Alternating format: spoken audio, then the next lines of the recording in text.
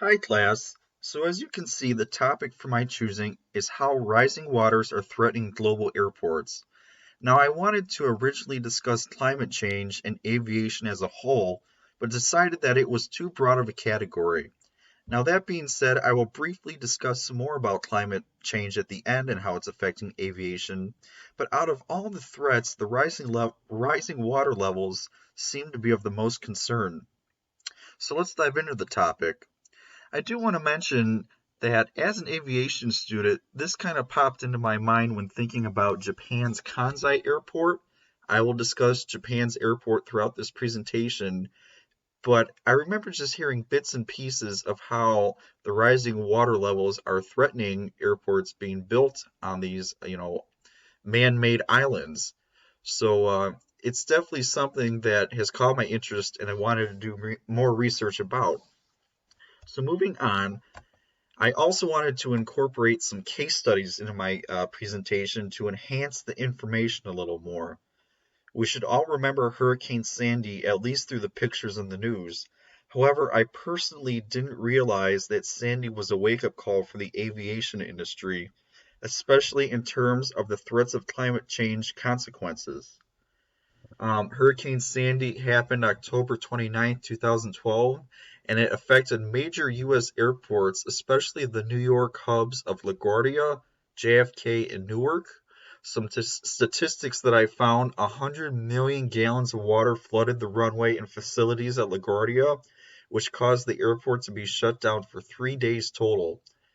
20,000 flights were canceled nationwide, with half the cancellation at New York hubs, and airlines lost 500 million in revenue. So this was definitely a wake-up call for the aviation industry, and it seems to me that up until this point, there was not as much of a concerns of climate change consequences affecting aviation. I mean, especially to this scale. But obviously, it was a wake-up call, and it got people's attention. For Hurricane Sandy, the major problem here was the storm surge, which is important, and I'll talk about it a little bit later on in my presentation. So why are we building airports so close to water? Well, that's pretty self-explanatory. Free of obstacles for takeoff and landings, so you don't have real tall buildings right behind an airport. Noise reduction for urban areas, and avoiding controversy of land rights. Now, when I think about avoiding controversy of land rights, I think of what's been happening with O'Hare in the past, especially with its expansion.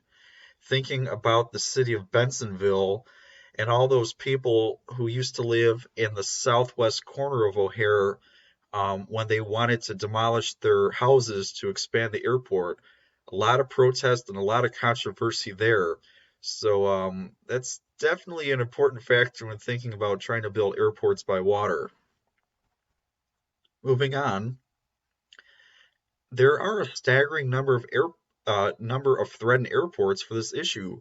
Currently, there are 13 airports in the U.S. with at least one runway 12 feet of current sea levels. Threatened U.S. airports include New York hubs, San Francisco, and Philadelphia, and you can see that by the map here to the right. Now, this is just the United States. Globally, if the sea level rises 3.3 feet by 2100, 80 airports around the world could have serious issues with water inhibition. And most famously, as I mentioned before, the water threatened international airport, Japan's Kansai Airport in Osaka Bay. Again, this is the airport that got me interested in this topic a little bit, and I will talk about a little bit more in the presentation a little bit farther down. So the primary concerns, it's not just rising water levels themselves. I mean, that is a major problem, but the high tide and low tide cycles, storm surges, as I mentioned with Hurricane Sandy, flooded access roads, sinking infrastructure like Kansai, and even underground infrastructure threats as well. So what about solutions? I decided instead of just listing solutions, I wanted to include actual examples of airports and what they're implementing.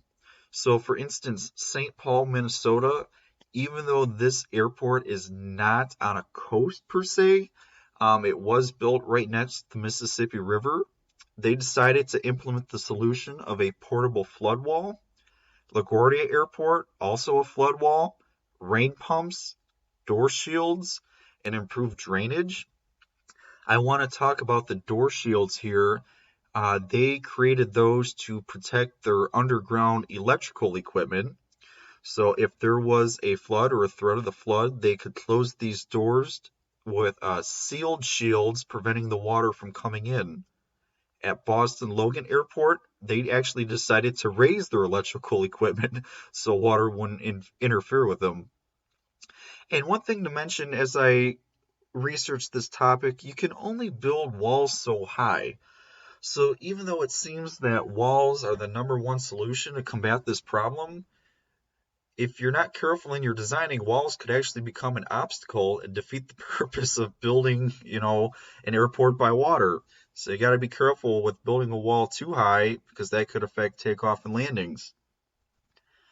Another case study, San Francisco Airport.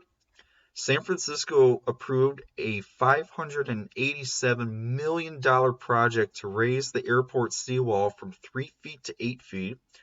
The wall would extend the entire perimeter of the airport, as you can see by the map to the right, that totaling the wall 10 miles long. And the project is supposed to begin by 2025. But it's not just that airport in that region. Oakland Airport too is supposed to spend $46 million to raise a 4-mile earth dike by 2 feet. One thing that I want to mention with this case study is the amount of money that's being spent to combat this problem of rising water. According to Friedman from Climate Central, annually we're spending about $4 billion for these weather-related events. And talking about Japan's Kansai Airport again, Kansai opened in 1994 with a cost estimated around $8 billion. But with the amount of repairs that they've had to make on Kansai Airport, including, protective walls from, the rising water and actually trying to support the land bed to prevent the airport from sinking anymore, by 2008, that number rose to $20 billion. So $8 billion initially, $20 billion so far at the end. That's a lot of money being spent. So this is definitely a significant problem, to say the least. And we'll see what happens in the future, that's for sure. So moving on, I did say I wanted to talk about climate change being a threat to aviation. It's kind of funny because we did a discussion post a few weeks ago about how aviation is contributing to climate change, and it seems like climate change is beating aviation in the butt. So it's a circle, that's for sure.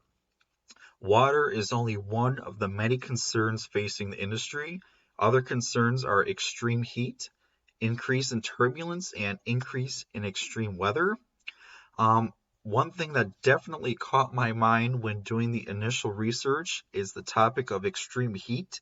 So I decided to do another case study on Phoenix Airport. Back in June of 2017, they forecasted 120 degree Fahrenheit temperatures for Phoenix. But think about it, heat definitely affects aviation and flight performance. We've learned that in our classes at Lewis.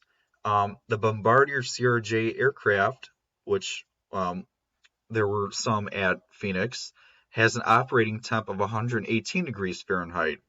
So that being said, the forecasted temperature was way above the threshold of the operating temp, which led to 40 flights being canceled, which obviously is a loss of money, loss of profits for the airlines, and more headache.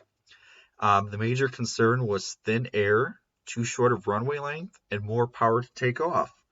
So I'm not saying that these climate change consequences are going to happen on a daily basis, but if climate change, how should I say, the consequences that we've been warned about by researchers happen on a more frequent basis, Then there's more of concern. So we will see how this plays out, in the years to come. But it's definitely worth taking the time to look at and research now so we can think about solutions for the future. And finally, here are my references. So I thank you for taking the time to listen to this recording. Any comments or questions, please put that in the discussion board, obviously, when that time comes. And thank you so much for listening to my presentation. All right, thanks, guys.